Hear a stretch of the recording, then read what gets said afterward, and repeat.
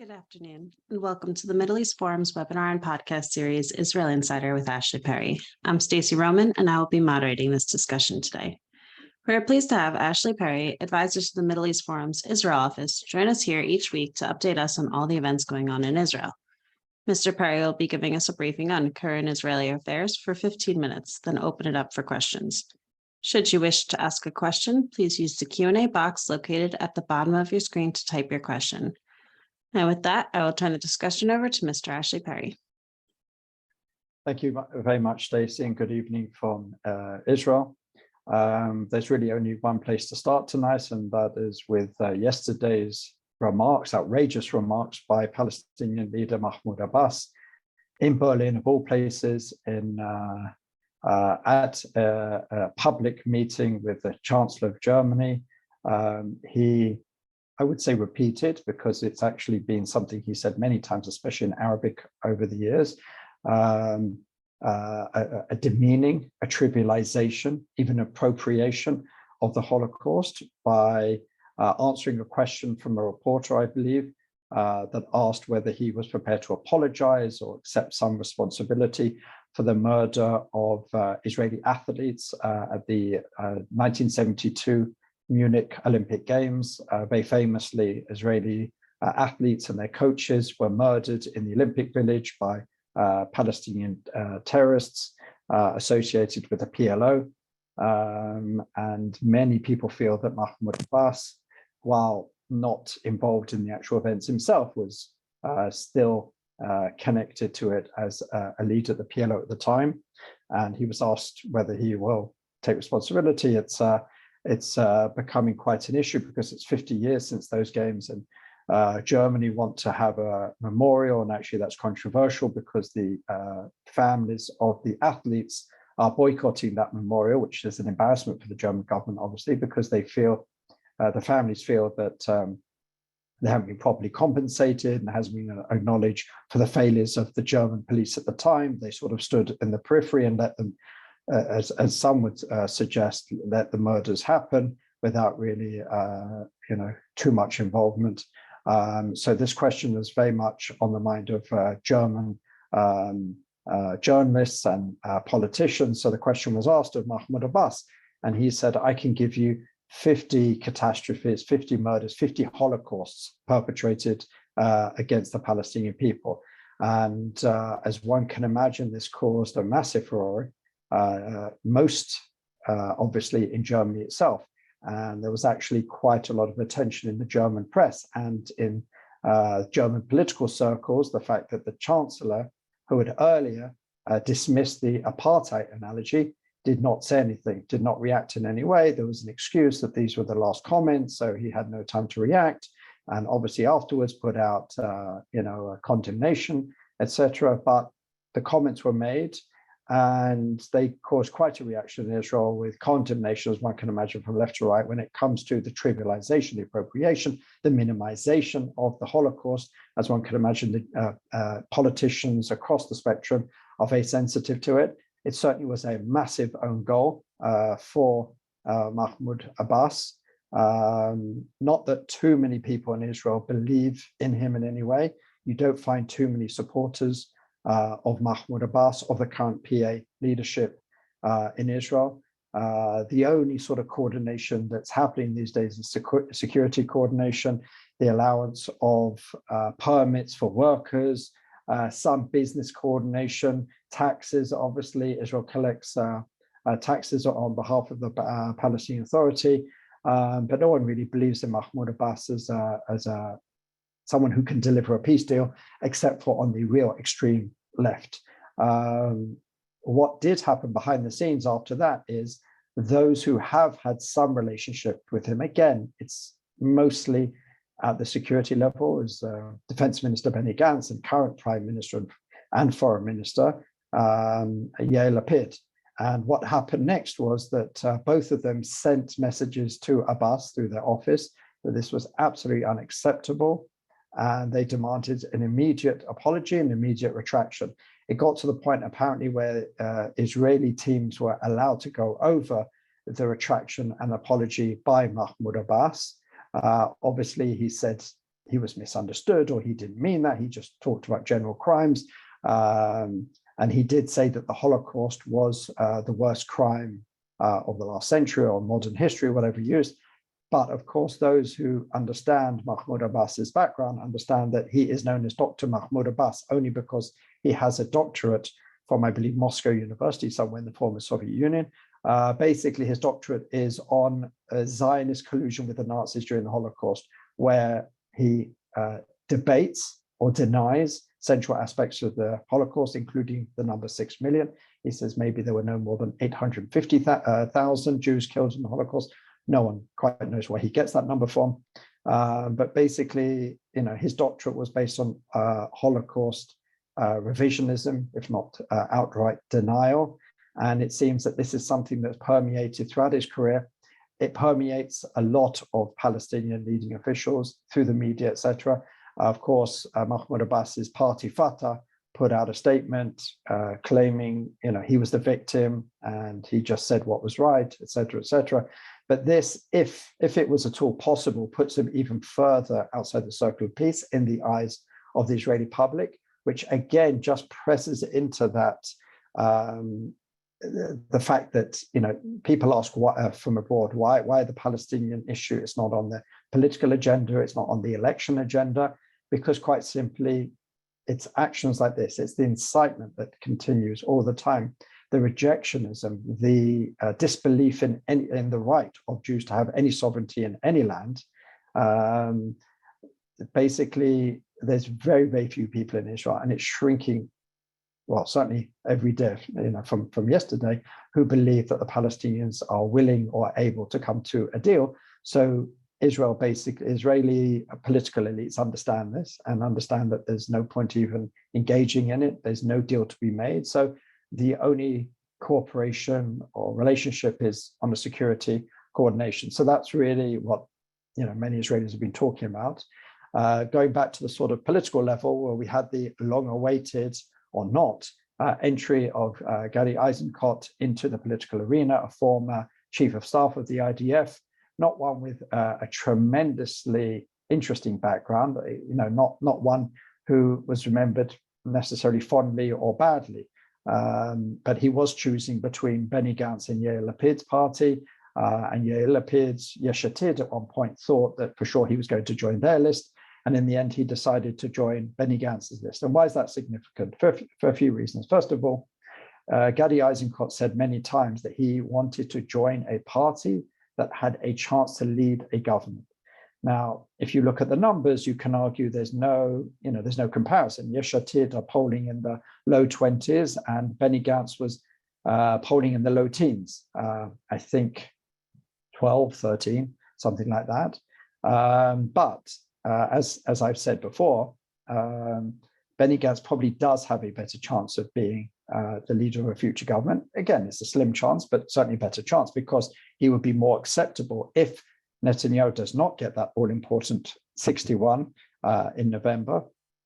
It has been suggested that the ultra-Orthodox parties could then go across the aisle and offer to Benny Gantz to become the first in the rotation.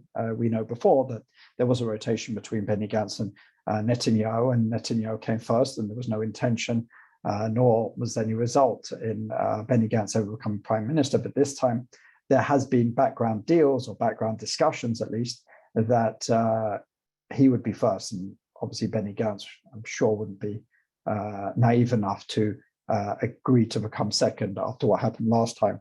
So that's probably why he went to that party. Now, the name of the party is also significant by its lack of significance, I would say. The party is called in Hebrew Hamachaneh HaMamlechtiyot. Now, you have in that party now, you have someone like Gantz-Sa'ar and Zev Elkin and some others, some hard right politicians, especially when it comes to the Palestinians, people who have long advocated against giving up 1 inch of land to the Palestinians. And you have someone like Gadi Eizenkot who says that we should get out of the West Bank, Judea and Samaria as soon as possible. And you have other people who are many people who are in the middle, and Benny Gantz is probably someone in the middle. So how do these politicians sit together? And basically, as I've stated before, because unfortunately these are the elections where it's just there is no left, there is no right, there are no policies. Again, there was a press conference to introduce Eizenkot where Benny Gantz and Gantz-Sa'ar, the other member, leading member of this party, all spoke. Not one of them gave a single policy issue. Not one of them gave a really distinct and concrete vision of what they're going to stand for. And the party's name was Machane Mamlachtiyut. Now, Mamlachtiyut is a very hard word to translate. Probably the closest I've seen is statesman-like. And that basically means that they're the statesman-like camp. And what does that mean? That means that they are trying to say that they are, decent, upstanding, competent, responsible politicians. Now, to my mind, as someone who works on elections and election campaigns, it's hardly a driver to the ballot box. Are you going to vote for someone just because they say they're statesman-like? What's their vision? What's their policy? Are they left? Are they right on financial issues, on social issues, on religion and state issues? No one knows because, again, we have another party. And by the way, it's not just the newer parties, it's some of the older parties where you can point to a lot of divergence on the issues. And here you have a party, again, probably with more extremes than we've seen in any other party from left to right, sitting together, basically saying to the public, vote for us simply because we are statesman-like. It's showing, as I've stated in the past, what these elections are about or really are not about, and they're not about policies. And granted, we still have a few more months to go before the elections, but don't forget, as I've said before, October is full of Jewish holidays, so a lot of politicians and campaigners are sort of, scrubbing a lot of that out because when, the Jewish holidays are a time where, politics will take a little bit of a backseat. Obviously, we're in the final few weeks, but still. So, everything has been thrust forward a little bit. But again, it's just showing the lack of issues ahead of these elections. On a similar issue, Victor Lieberman's Yisrael Beitenu decided to launch their campaign. Again, I'm not quite sure why so early. And the interesting thing, again, if you want to look for these sort of, these signs, these signposts about what these elections are about, their main rallying call was stability. Victor Lieberman said, vote for me for stability. Now, it's a hard case to make because he's ruled himself out of sitting with Netanyahu, not the Likud. He's quite specific about that, but also the ultra-Orthodox. Now, the ultra-Orthodox are extremely likely to be in any future government simply because they can't afford not to, and they've suffered being in the opposition. So Victor Lieberman won't sit with the largest party as long as Netanyahu is leader, and he is leader for the foreseeable future. And he won't sit with the two parties who are probably likely to be the backbone of any future government. So to run on stability, again, what does that mean? Is it a driver for people to vote on? I'm not sure. I doubt it. And also, it's a hard case to make when you're ruling yourself out of most probable conceivable coalitions. On the right side of the map, it's been quite an interesting week for Netanyahu. He's having a bit of problems simply because the parties on his bloc are considering breaking up. Now, why is that important? Because at the moment, in his bloc, he has the Likud, he has Shas, the Sephardic ultra-Orthodox party, and he has United Torah Judaism, the Ashkenazi ultra-Orthodox party, and the religious Zionist party. Now let's start with the religious Zionist party. The religious Zionist party at this point has split into two. Bezalel Smotrich, who is the leader of the religious Zionists, has remained that leader, but Itamar Ben-Gvir, the controversial far-right part of that party, has said he'll run separately. Why he's doing that? I believe in the end he won't run separately. He's trying to play for more of his people on the list of religious Zionists. According to all polls, his party is twice as popular as Bezalel Smotrich's. Smotrich is suggested to get 4 or 5 if he runs on his own, whereas Itamar Ben-Gvir has been polling 8 or 9. So Itamar Ben-Gvir does have a strong hand, but I believe at the end of the day, they want to run together. It's also easier for Likud to stomach bringing religious Zionists into the government with Smotrich, who is, agreeable to people on the center, than Ben-Gvir on his own. And if Ben-Gvir runs on his own, even if he gets 4 or 5, and Netanyahu needs that, it's going to be very hard then to bring someone else in, like a Benny Gantz. So that's why it's important for Netanyahu for the two to run together. More importantly, but not as finalized, again, I don't think that's necessarily finalized either, but there is talk of the United Torah Judaism, which is made up of two parties. For those who understand the ultra-Orthodox world, there's many different parts, but the Ashkenazi world is variously split up into the Hasidic and the Lithuanian, or the non-Hasidic world. And they have sat sometimes comfortably, sometimes uncomfortably together. They have different worldviews, they have different priorities. And don't forget, in the Hasidic world, you have many different Hasidic leaders, and each one wants their representative, and each one follows their rabbi, etc., etc. Well, there's talk, really strong talk, that the two elements will just not run together. Now, this is a party that at the moment has 7 seats and is polling around that number, 6 or 7. If they split, there's a good chance that one of those parties will not pass the electoral threshold. And that will be a big blow to Netanyahu, not just because the United Torah Judaism party has usually been his strongest allies and usually the first party that he closes coalition with, but also if one of the parties gets 3 seats, it does not pass the electoral threshold, and those hundreds of thousands or whatever it is, votes will get thrown away and give a greater chance for the other side to potentially form a government. Interestingly, there's a similar discussion going on in the Arab joint list. One of the parties, Balad, is thinking of going on its own. Again, that could harm the Arab joint list. They probably will pass without Balad, but perhaps Balad itself will not pass, and that will certainly damage them and the Arab interest in the next government. Finally, before we go to questions, we have to talk about the reinstatement of full diplomatic relations between Israel and Turkey. It's been, I think, over a decade since Israel's had full diplomatic relations. It started ostensibly with a flotilla, if anyone remembers, that came from Turkey and was boarded by Israeli special forces and prevented from reaching Gaza.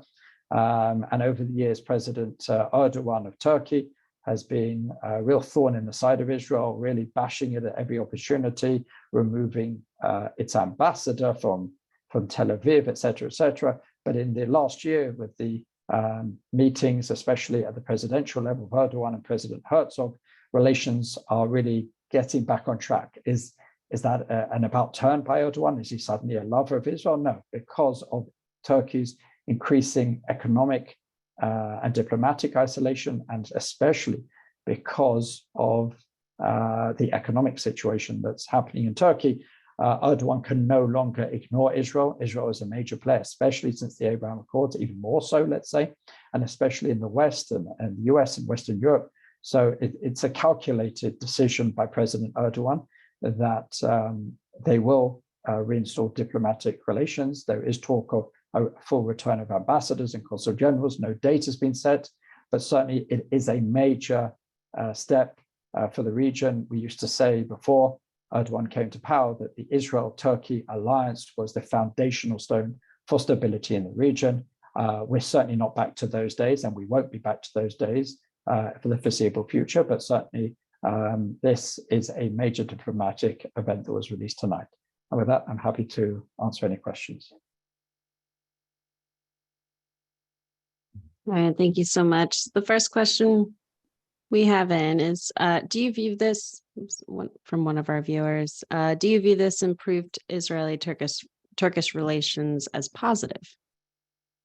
I think it's certainly positive, because to have relations, to have flights going back, to have Israeli flights being able to land in Istanbul, to have economic relations, tourism, etc., can only benefit both countries, because at the end of the day, this will help people. This will help the economies of both countries.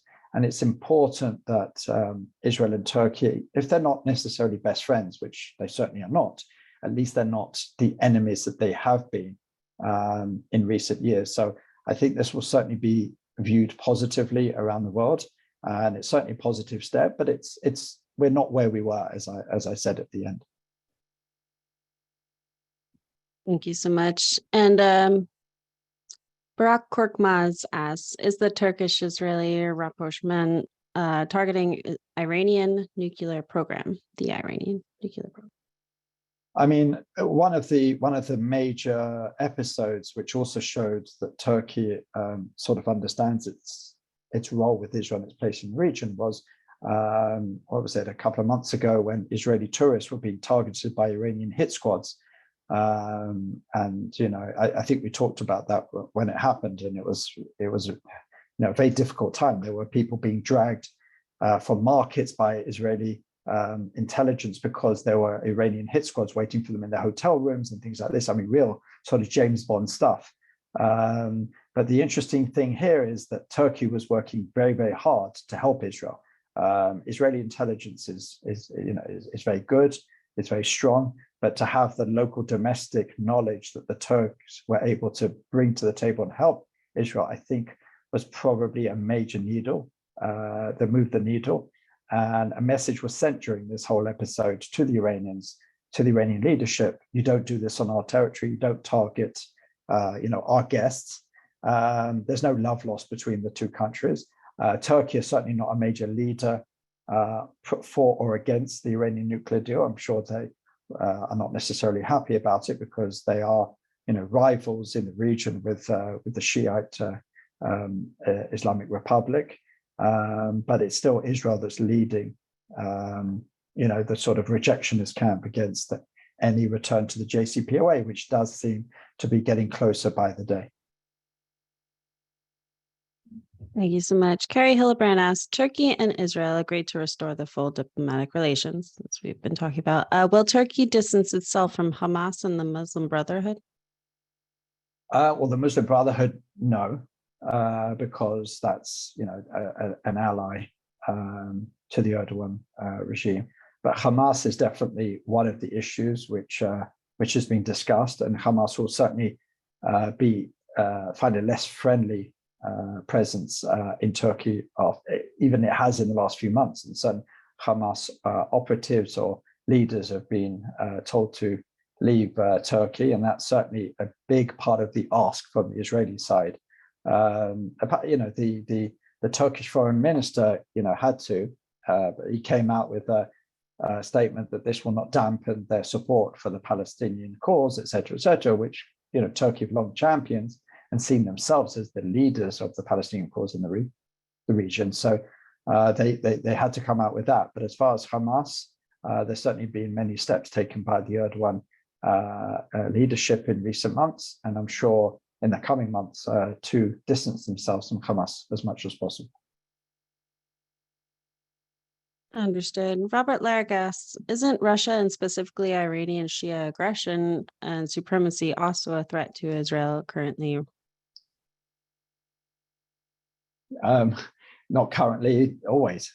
Shiite Iran is the biggest threat to Israel, not just to Israel, to the moderate Sunni regimes, to Saudi Arabia, to the UAE.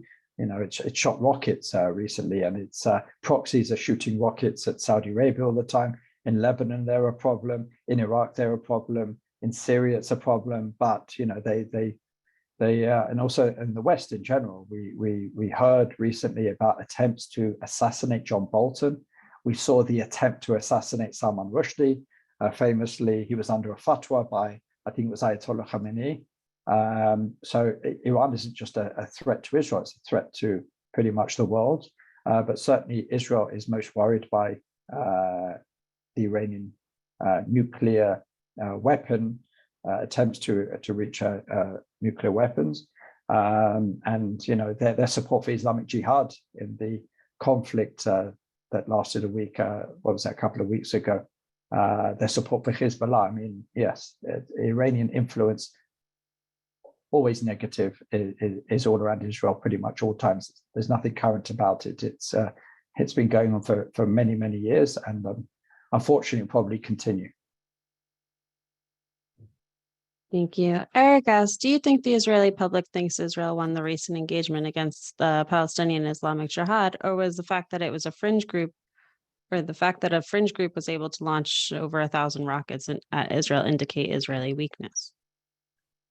It's a debate. Certainly, there is a debate. I think probably this had the clearest element of victory for Israel in any recent conflict, probably because, as you said, it wasn't against Hamas. I mean, Islamic Jihad are not a small fringe group, but it's certainly not on the level of Hamas. Certainly with their capabilities, their rocket capabilities are not Hamas. And in fact, Hamas was very angry at Islamic Jihad for trying to launch really unsophisticated rockets at Tel Aviv, some of them falling short in the Gaza Strip and killing many Palestinians. But Israel did take out the lion's share of the Islamic Jihad's military leadership in a way that it hasn't been able to do with Hamas. First of all, Hamas has a much wider breadth and depth to it. But it certainly, if you look at that alone, it was certainly a victory for Israel. The fact that Islamic Jihad were able to shoot rockets, no Israelis were killed. It's hard to say what exactly would constitute a victory for either side in that particular conflagration, but certainly it was played out that Israel won that particular round against Islamic Jihad, and especially maybe even diplomatically or politically, the fact that they were able to keep Hamas out and keep the level of condemnation down and achieve many, I don't know if most or all, of its war objectives, means that probably Israel took that particular round. Thank you. And Jack Wasserman asks, why are there no policies being articulated, yet the parties continue to proliferate in name and number? Because, this will probably take a good few hours to go into. But first of all, it's about personalities more than policies. And that's true to a certain extent around the world. We're seeing that in many election cycles. And we're certainly seeing it here. We have a leader, or actually a former leader, who led the country for 13 years, ostracized a lot of his ideological allies who are now against him, not ideologically, but personally, politically. They believe his time has come. They believe he no longer puts the country first. He puts himself first. So they're prepared to sit with people who are not the same ideologically just to oust him. And also, I'm sure they will touch on issues. The cost of living is something which is discussed almost every day. And I'm sure that will be a major issue as we go into it. But the issue of the Palestinians, as I said, is just nowhere to be seen because no one really believes that it's an issue, that it's something capable of being solved. So, what policy issues can you really state there? And finally, because we have so many strange bedfellows sitting together, so what really unites them? I mean, we've had, we always go back to the fact that since 2009, the largest party in Israel has not writ a manifesto or a vision, which is quite remarkable. Most political parties in democracies around the world write some sort of manifesto, have some sort of vision, have some sort of points and policies. And the fact that the largest party has refused to write one tells you a little bit about the fact that maybe they can't write it because there is nothing that unites them. So when a party like that, as this sort of unites, it's very easy, perhaps even I would use the word acceptable, for people across the ideological spectrum to sit together and say, vote for us for other issues, whether they're stability or they're statesmanlike or the responsibility or the fact that they can form a government. And also the fact is the current government was so ideologically diverse. We really, to a certain extent, put the ideological rifts, the left and right, although everyone talks about left and right, no one's really talking about left and right on issues or policy based. The fact that Meretz was able to sit with Gantz-Sa'ar, with Victor Lieberman, Labour, etc., shows that perhaps ideologies are as less important at this point. I'm sure they'll come back. Ideologies will come back, policies will come back. But at this particular time, because of some of those issues I've mentioned and many more, I think we're going to have an elections more about personalities, more about sort of promises, about being able to form a government, about being statesmanlike, about having stability, but not really about issues themselves. All right. Thank you so much. That brings us to the close of our webinar and podcast. Ashley, thank you again for taking time to update us this week. For our viewers and listeners, please join us Friday at 1 p.m. Eastern for a webinar with Jonathan Tobin, assessing the latest round of anti-Zionism. Thank you all for joining us, and I hope you have a wonderful day.